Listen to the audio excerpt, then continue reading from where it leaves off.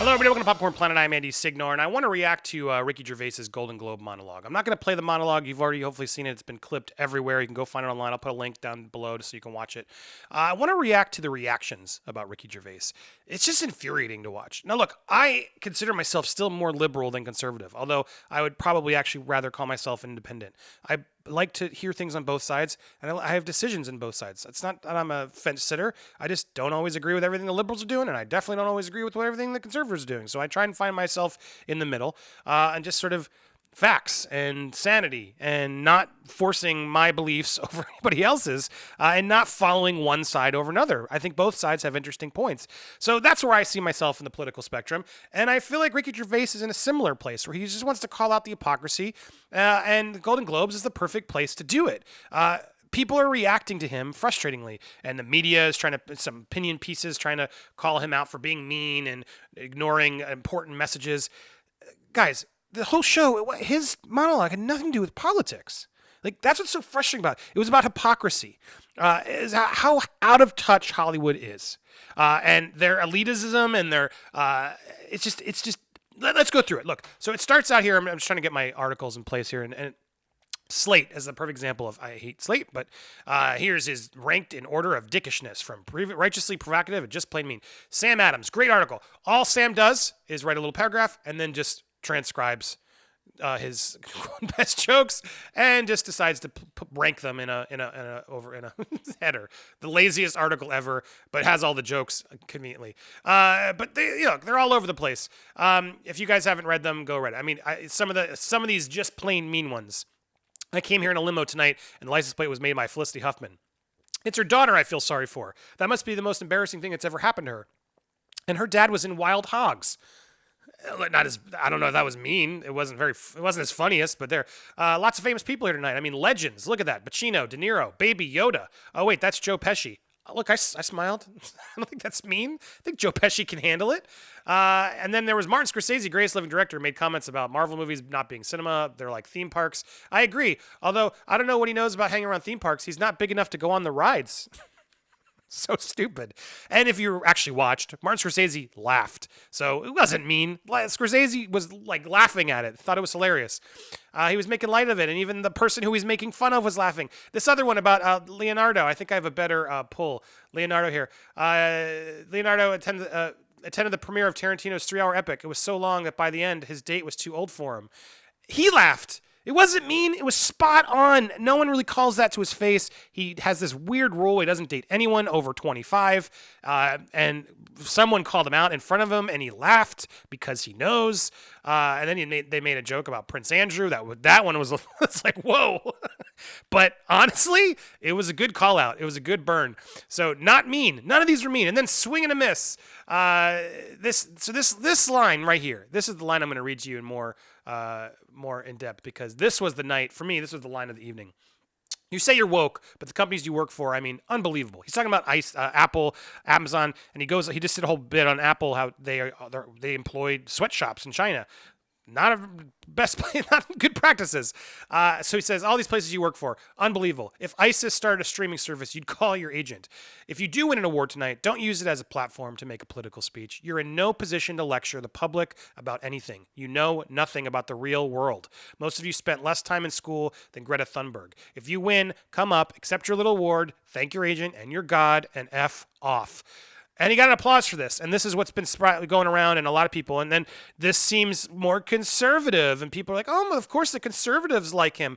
This has nothing to do with liberal or conservative. This has to do with him calling out Hollywood and its hypocrisy. And look, as a liberal, still sort of liberal, who was there, I know firsthand how just that bubble just can just completely trick you. It just makes you follow everybody because you think you're better than everybody else. The elitism is so real. You have so much power and money, and you're around people so much power and money that you get jealous of their power and money, and you want it. It's just a terrible, greedy, selfish city. It is. It's incredibly, and you just can feel it. And when you get out of it for a long period of time and you awaken from it, you can see the difference. That's why he doesn't want to live in LA. He said it a million times. Like, I go to visit, I have fun once in a while, and I get the hell out because it is a toxic place because there's so much power and money that everyone just wants it and they will do anything for it and they think they're better than everybody else. And that is the bubble we speak of. That is absolutely a real thing. Now, look, he's calling out the elitism. He's not calling, this has nothing to do with politics. It's about hypocrisy. And it's sickening. They did allow Weinstein. They absolutely allowed Epstein. I mean, the Catholic churches, more than even Hollywood, allowed it. He's calling that out. These are things that have been going on for decades that people have just batted a blind eye to.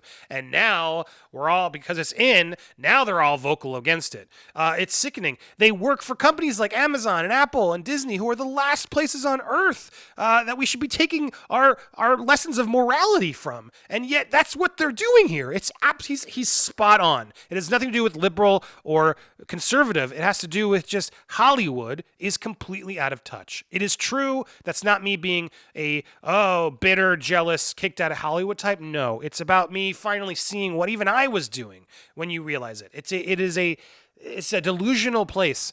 And while I may agree with the likes of like Joaquin Phoenix, I'm looking up some of my notes here. Joaquin Phoenix did a speech about veganism. I support it. They gave a vegan meal, and he did a whole thing about sustainability and everything. And look, I believe wholeheartedly in everything he's saying. It doesn't mean that he needs to say it at the Golden Globes. The Golden Globes is not the platform to do it. That's not a place to do it. Do it when you're being interviewed personally or whatever because you're talking about yourself. The Golden Globes is a patting yourself on the back place that's worthless. Why are we giving awards to actors? Why are we doing that? There's more important people in the world that should be getting awards than actors. Look, I enjoy it. I'm a pop culture junkie. It is what it is. But when people come in to spew their political agenda and say it's better, I used to watch those and go, yeah, they're right because they are rich and famous. They must know better than me. But the reality is they don't. They don't know anybody better than anything else. Just money and power doesn't mean you know better. And so for you to come up there in this self-congratulatory just fest of Hollywood congratulating and, oh, you're so great. It's to then come out and use it as a platform to say you know better than the rest of the world and tell the world because they're watching.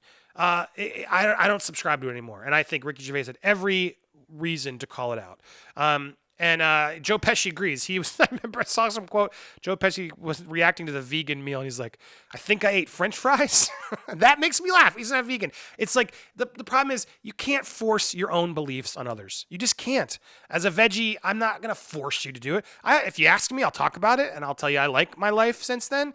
But I have tons of meat eater friends, and I'm not going to go judge. You can't force your beliefs on everybody. That includes your feelings on Trump, on anything. I don't like Trump. I'm not going to force that. If you like Trump, you know what? More power to you. If you have a conversation with me or I'm there doing an interview, different place to have those conversations than an award show where you just go, yeah, now everyone's listening to me. This is the truth. No, that's where things are going wrong. And so that's what I think is the problem. He's lecturing the rest of the world on sort of Hollywood's morality when they've been complicit in immorality. That's what's happening in this. And that's what was so beautiful and genius about what he did. Him and Chappelle, that's what they're doing. They're seeing this opening to sort of smack America, the ones that are paying attention, smack them in the face and be like, you guys are all crazy. Do you not see it? And I love it.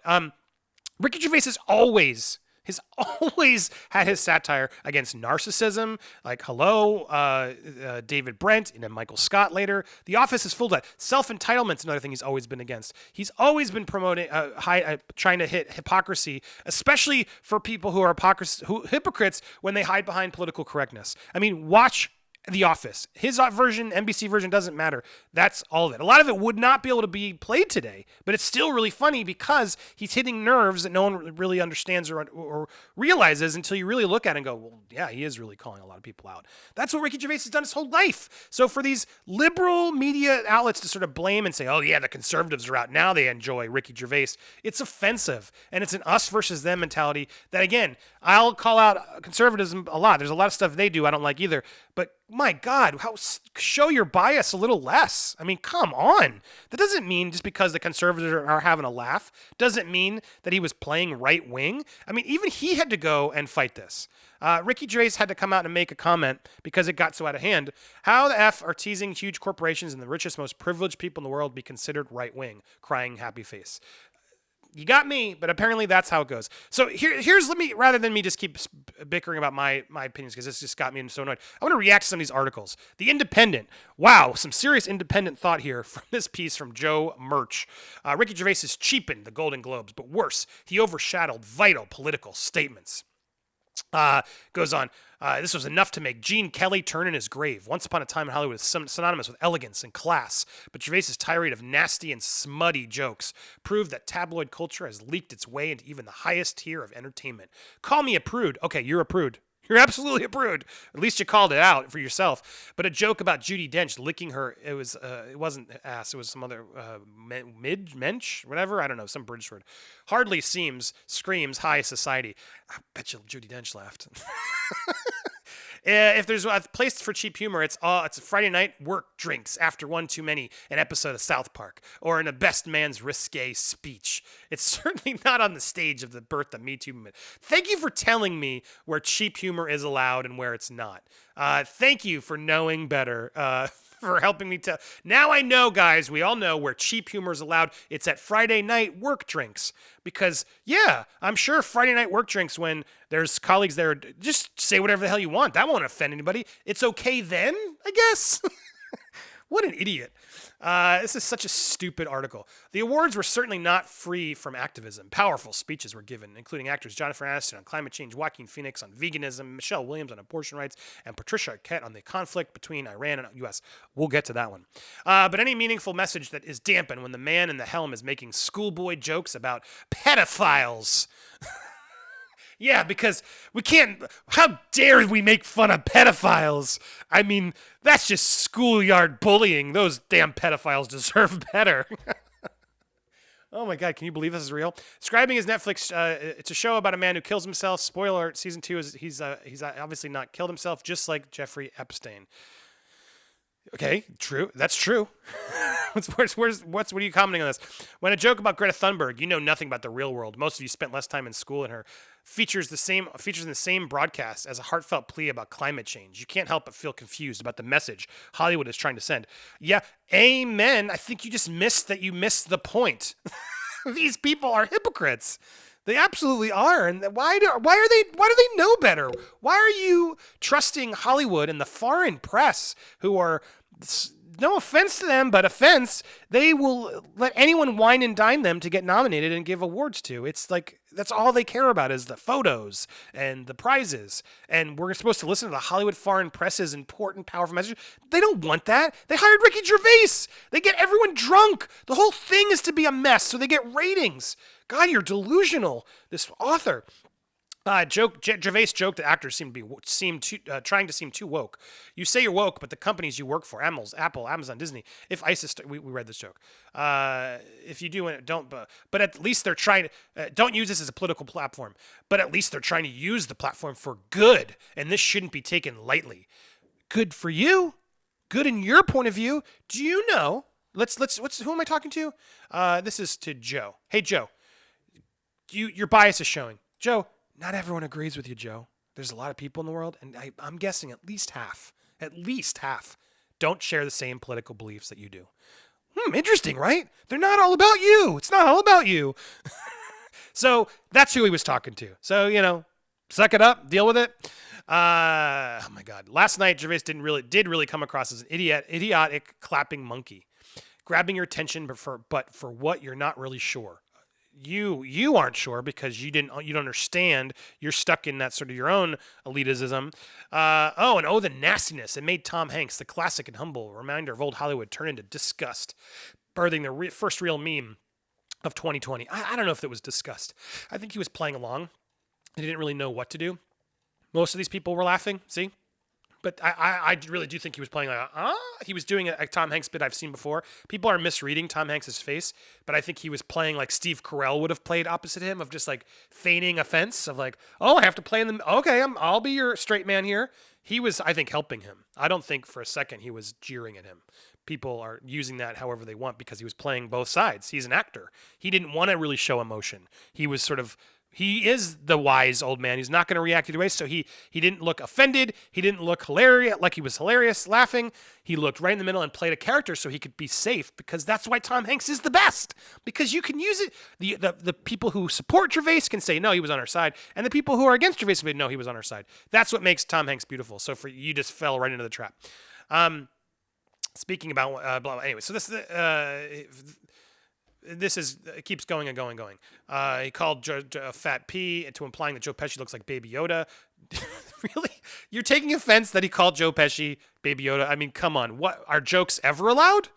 Gervais acted like a school bully, trying to win favor but bring everyone down around him. We're pretty sure that that behind that meme, Tom Hanks is thinking, "Is this really what entertainment has come to?" And I definitely agree. Oh my God, leading the witness. This is horrific. This article is so much worse than anything Ricky Gervais did. You literally are telling us what Tom Hanks is thinking, and that you agree because you're telling us what he thinks.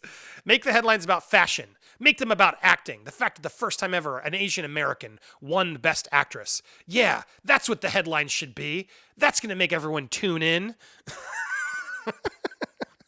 This is ridiculous. I want to look up to anything that has at least a little craftsmanship to it, so that Hollywood feels above me with its otherworldly talent. Yeah, exactly. You want to put them on a pedestal and follow whatever they say. You are delusional. I want to be shocked by progress, not scandal. Provocative words are easy and cheap, and being an actor, a comedian, a director, or a writer on a job affiliated with the industry should be neither.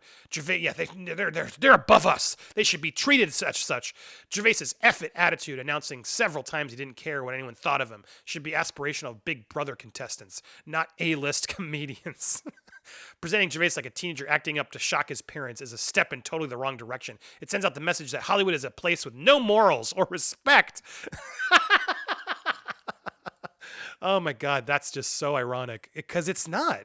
Where the true talent can be exchanged for a few expletives, and where big issues hide in the corner while the village idiot dances under the big bright spotlight.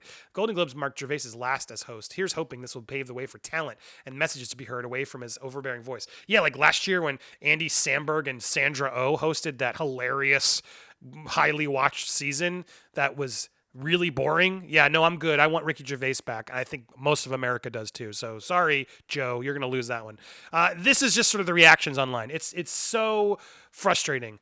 I don't I don't even get it. And then LA Times had to jump on it too. Politics reigned at the Golden Globes, but too bad Ricky Gervais didn't notice. Forget the escapist magic of Hollywood. Nihilism was the name of the game when host Ricky Gervais opened with a gloom and doom monologue so cynical it made the effervescent Tom Hanks scowl. Let's go out with a bang. Again, no one understanding like, Tom Hanks was playing it cool because he's Tom Hanks. I hate when they use him with their advantage to just write their op-eds. The 58-year-old former winner and 5-time host flippantly reminded the package room, no one cares about movies anymore, and advised, if you do win an award tonight, don't use it as a platform to make political jokes. You're in no position. What? Meryl Streep shook her head. Eddie Murphy refused to smile. Quentin Tarantino looked more disturbed than usual. The host's aerobatic wit was nothing new. He's certainly offended at the past award stage. But in Beverly Hills, anyway, this is insane. This is insane, these people, how they can't take a joke. And this article makes no point of mentioning, talks about Kate McKinnon's moving tribute to Ellen DeGeneres, which was a moving tribute, and it was something personal because she was telling someone she looked up to. Kate McKinnon was great that night. I liked her speech, and it was good. But this person makes no mention of Patricia Arquette. Let's just watch. Here's Patricia Arquette not taking Ricky Gervais's note. Here's how I want to end this 2020. Video. We're not going to look back on this night. No, we're not going to look back on this night. In the history books. No, of course. We will see a country on the brink of war. Wait, there was United States of America. She thought there might be a point where we're going to look back in the history books that Patricia Arquette won for the Hulu series that I don't even know the name of it. Of course we're not, Patricia Arquette. Of course this is more that what you're saying is more important to you, but you're not important at all. You won a dumb award. Take it, say thank you, and go tell the press afterwards if you want to then. But what are you telling? This is the day Trump started war. A president tweeting out a threat of 52 bombs, including cultural sites. Yeah. Oh, okay. Look, Young I'm not. I don't even want to get into my opinions on this. It's none of no one's business. We're here talking movies. In their lives, traveling across the world, people not knowing if bombs are going to drop on their kids' heads, and the continent of Australia on fire. What does that have to do with the what? So while I love my kids so much, I beg of us all to give them a better world. Yeah, okay. For our kids and their kids. Okay. We have to vote in 2020, Okay. and we have to beg and plead for everyone we know to vote in 2020. Thank you. Okay, so let's talk about that. So she's look, I don't even disagree with some of the things she's fighting for, but at the same time, what's her solution? Everyone, you better vote. Okay, didn't they do that last term when Trump won and actually did win? Whether that makes me happy or not, what are you implying, Patricia Arquette? I think she's implying she wants everyone who agrees with her to vote. She wants Hollywood to vote. She wants the liberals to vote. Vote my way, because that's the only way we're going to make change. But what if they vote the other way? Are you then just going to revolt again? That's why these speeches are frustrating. Vote what? You don't want people to vote. You want them to vote your way. Don't be a hypocrite. You are a hypocrite. People voted for Trump. I don't like it, but he won, and it is what it is. And you know what? This kind of BS is going to get him won again. People don't even get it. Hollywood is just, they're backwards. They have no concept of what they're doing, and it's so frustrating. It makes me so frustrated. And then it's like you get all these, Jim Norton, I want to end on his note. LA Times is garbage. Last thing anyone needed for a smirking master of ceremonies to reprimand them for having hope. Ricky Gervais didn't reprimand them for having hope, you stupid, biased ass. He mocked them for being self-important, phony, woke, and hypocritical. That's exactly what he did. Why are people missing this? It's so frustrating. And then it's stuff like this. The man is a winner wearing custom Stella because he chooses to make choices for the future of the planet. He also chose to wear this same tux the entire year. I'm proud to join force with you, Stella McCartney. And then this, like, I don't know, this. My husband and his workers wear the same firefighter outfit where they go burning in buildings to try to save people. But yeah, good for you, Joaquin Phoenix and Stella. I'm sorry, this tweet is exactly what Rick Gervais is trying to say. Get over yourself, Hollywood. It's true. And still, you're selling suits. Like, give me a break. You're doing it for the environment. You're making money. And look, I like Joaquin and his veganism too, but his speech was just a meandering mess. So was Patricia Arquette's. They didn't say anything of value. Michelle Williams at least felt like succinct and had a point. Same with McKinnon. She came prepared. Don't just go up and spew your political beliefs. It's stupid, it's not helpful, and it's really, really frustrating. Those are my takes on this. What did you think? Ricky Gervais, I think, should be applauded, not continue to be piled down on. But tell me down in your comments below. Hit me up on social media. I'll be back with more content soon today and the rest of the week. Thanks so much for watching. Bye, everybody.